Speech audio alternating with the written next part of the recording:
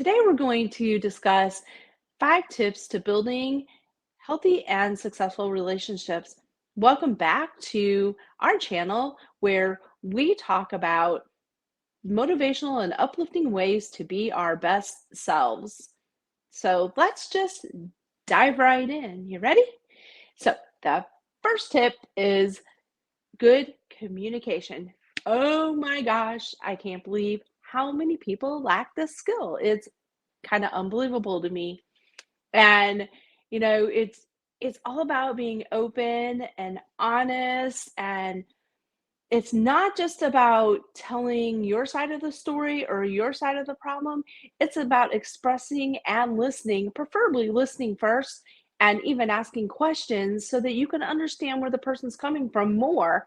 Questions will sort of deflate the whole issue, and you definitely don't want to put people on the defensive, nor do you want to defend yourself either. So oftentimes if you start asking questions, it just kind of smooths those ruffles out.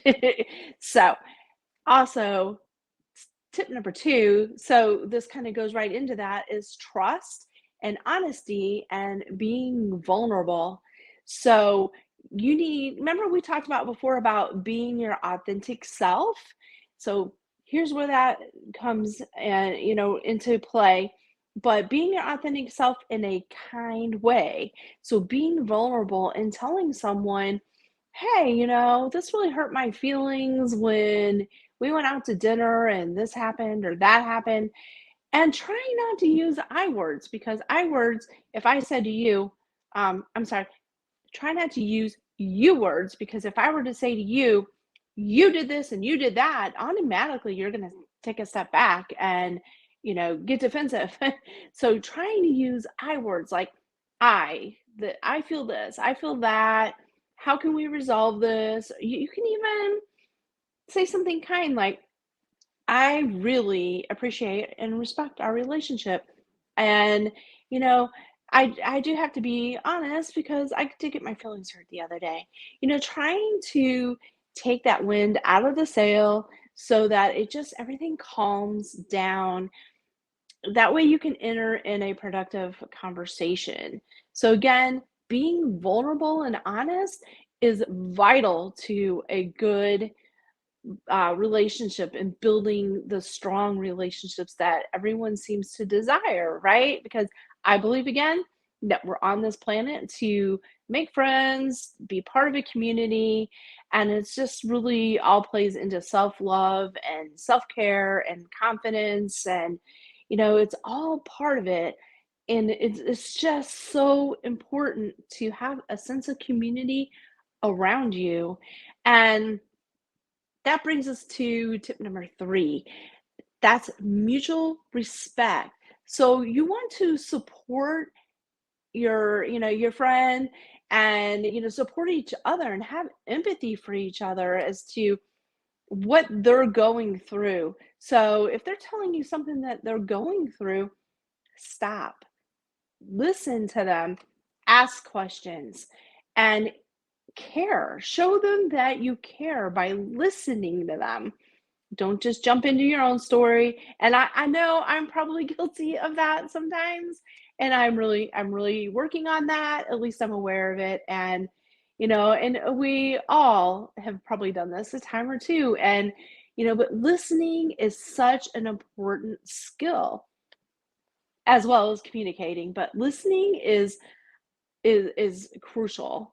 And so that brings us to the next. Oh, before I go there, um, being reliable and keeping your promises is also respecting your friend. So if you're supposed to meet at 12, it's highly recommended that you show up at 12 or a few minutes before, because their time is very valuable. I am a very busy person, and I really appreciate when somebody takes the time to show up when we're supposed to meet. Because one time I had this it was another author, and we were going to lunch. She left me waiting for 45 minutes. And I think it's really important to value each other's time, because we're all busy. And, and that just comes down to good time management and planning skills. And I'm sure I'll have a video on that at some point. But anyway, for now, just keep your promises. If you say you're going to do something, there should just be nothing about it. Just do it. And, don't make a big deal out of it, not a drama about it. If you say I'm going to I'm into horses. So if I say I'm going to feed your, yes, I'll feed your horse for the week that you're on vacation. They need to be able to trust me that I'm going to show up. So trust is key. All of these things are key, but you have nothing if you don't trust the person. You have no communication. You can't be vulnerable to somebody that you don't trust. You need to be able to trust your friends. That's why they're friends. If you don't trust your friends, then you need to reevaluate who your friend group is, because that is really one of the basic most important things. So the next one happens to be my favorite because it's quality time. And if you haven't read, I think it was Gary Chapman's The Five Love Languages, that is a remarkable book. It just was kind of one of those eye-opening, changed the way I look at the world kind of books. And when I read that, unfortunately, I read that after I got divorced, but I can see where our marriage failed because we weren't meeting each other's love languages. And mine is quality time and words of affirmation, and his was gifts and acts of service. And you it really just makes sense. And so you don't have to have the same love languages to make it work. But if you're aware of what your partner's language is, then you can help to do things, like spending quality time with them, which is going to make them feel loved. And I mean, that's just a whole nother lesson or, YouTube video or more. But anyway, check it out because it's great. So the I can speak pretty well on this quality time thing since it's my love language. And so I have tips for that. So quality time is about spending quality time with the person that you care about, or a friend, or loved one, whoever it is. And that means being in the present moment with them. So I wouldn't really count watching a movie, let's say, together as quality time. Sure, it's nice and it's fun and you're spending time together, but there's no communication going back and forth. You're not really interacting, you're watching a movie. So while that counts a little bit as quality time, I I recommend doing that as a supplement once you've already spent quality time with someone. That's just like icing on the cake kind of thing. So um, I would recommend going, let's say you go to dinner or you go to lunch or something, you know, spending time talking and sharing and, not complaining, try to keep it positive. I mean, sometimes girlfriend talks are great and it's good to rant and go down that rabbit hole, but quality time is about being positive and being with that person in the present moment. And so I see so many couples that they're out eating dinner and one person's on their phone the whole time. They're texting or they're answering phone calls or they're conducting business or personal matters over the phone. And the other person's just sitting there or they're studying their menu or or it kind of forces them to pick up their phone and start, doing their thing. And then, you're just, why bother? In my opinion, as a person who likes quality time. So I usually take my phone and I either keep it in my purse or I turn it face down so that I'm not distracted by notifications and text and things like that. And I also mute my phone.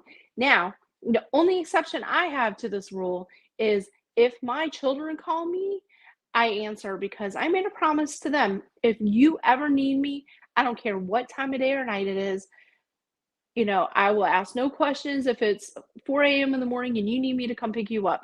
But if you need me, you call me.